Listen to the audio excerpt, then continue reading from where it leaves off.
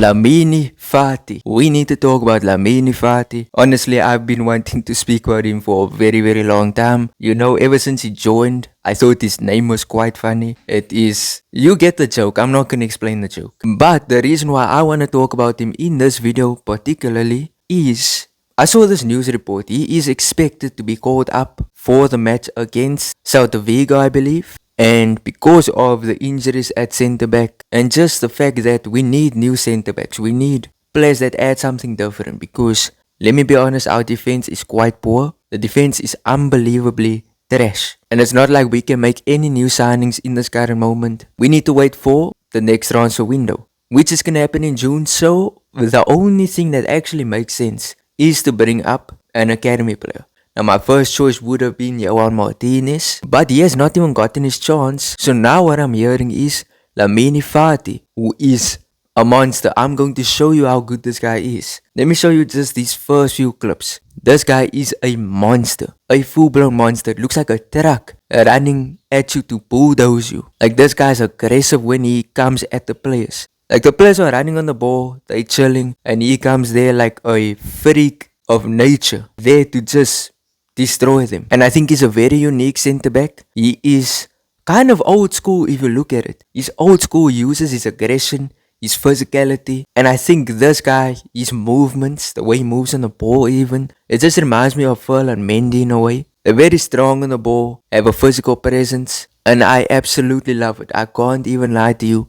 I like how this guy plays. He's not like these new centre backs of the day, and I'm not going to throw players under the bus, but defenders nowadays are not that big in frame anymore. They're not very physical, and they're more so ball playing. I'll give you an example. Dienhausen. Dienhausen to me is more of a CDM than a centre back. He's more of a midfielder than a defender. And I think for Dienhausen in the future, don't be shocked if he becomes a central defensive midfielder, a deep line playmaker. I wouldn't be shocked. But I will say, there's many defenders coming up who are similar to Dienhausen, excellent ball players. Now Lamini Fati, come, let's look at his ball playing.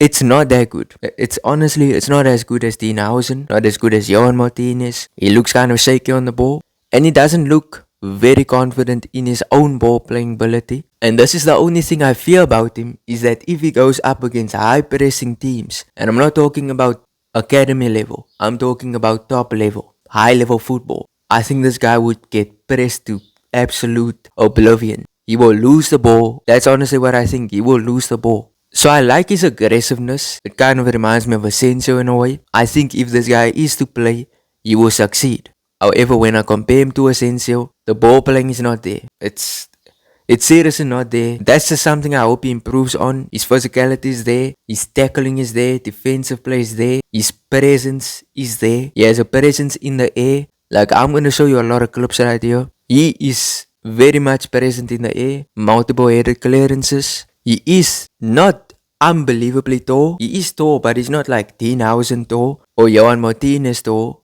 He's like Ferland Mendy type of tall. So Lamini Fati, I am impressed with what I've seen from him so far, and I truly hope that he gets his opportunity, and I hope Arbeloa also sees the potential in him. And listen, the reason why I'm overall talking so much about academy players today is Real Madrid don't really make new signings. I know they did a couple in the summer transfer window. They don't do any in January. But it's like this team isn't very focused on signings. And the best thing to do in the place of that is to use academy players. And that is what they are doing in this current moment. Gonzalo Garcia, La Fabrica. Raul Asensio, La Fabrica. Thiago Botoch, La Fabrica. Lamini Fati, La Fabrica. Now I will say, not all of them are homegrown. They're not completely homegrown. They used to play for other clubs, but the Castilla signed them. Like Botoch, I know he used to play for other club. Lamini Fati used to play for other club. But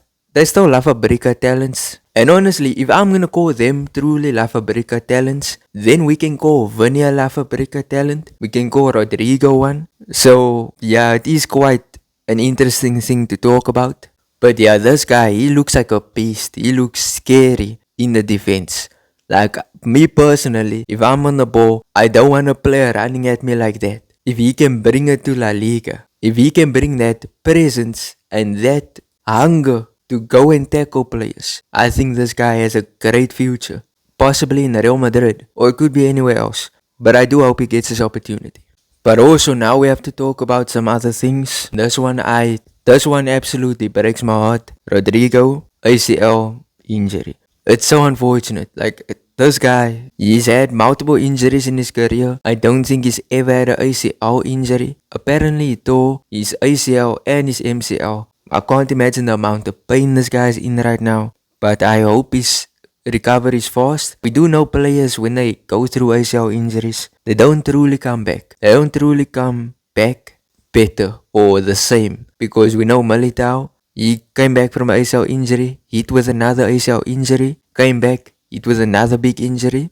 Carval also came back from an ACL injury, hit with another big injury. So this is an injury that can truly change your career. It can change your career, and I just hope he comes back unfazed. Because one of the most heartbreaking ACL injuries for me has to be Marco Asensio. This guy was literally on course to becoming one of the best players in the world. Hit with an ACL injury in a preseason match, and he never was the same. Like, he put on good performances, put on hat-tricks, fantastic goals, but like his running was not there. He just was not the same player anymore. So like when it comes to outfield players, not goalkeepers, Courtois came back from ACL injury, is perfectly fine now. But outfield players, it hits them so much worse. And I hope Rodrigo gets that speedy recovery and comes back better than ever before. So I saw this news report that Real Madrid are looking to make drastic changes to the squad and just overall the manager and everything. I don't think Arbeloa stays unless he pulls off some huge miracle and wins the Champions League. He's not gonna stay. And honestly, tell me in the comment section what manager you guys would like. I know Enzo Maresca's there, Allegri is there, Klopp is there, and if I'm being honest with you, I think Klopp would be good. I low-key would like to see Klopp come to Real Madrid. Or if it's not Klopp, then we would have to settle again for Don Carlo. I'm not against it. So I saw another news report, this one about Kylian Mbappe. And my honest thoughts, like you reading it right now, my honest thoughts is rest up. Rest up. I know you want to play in these big matches. And that would be huge to see Haaland and Mbappe in the same match. It would be cool, but this guy is on an injury. And apparently he's said to miss a lot of action, like weeks of action. But apparently he's now trying to recover fast. Now I like it. I like the determination. I love that he's trying his best to come back. But it's like, what the living hell? You need to rest up. Otherwise, an even bigger injury can follow up. But further on, that is my thoughts. Tell me your thoughts there in the comment section. I will be reading. I will be responding. But if you enjoyed the video, smash a like on the video. It truly helps the channel out. Subscribe if you have not subscribed. And peace out.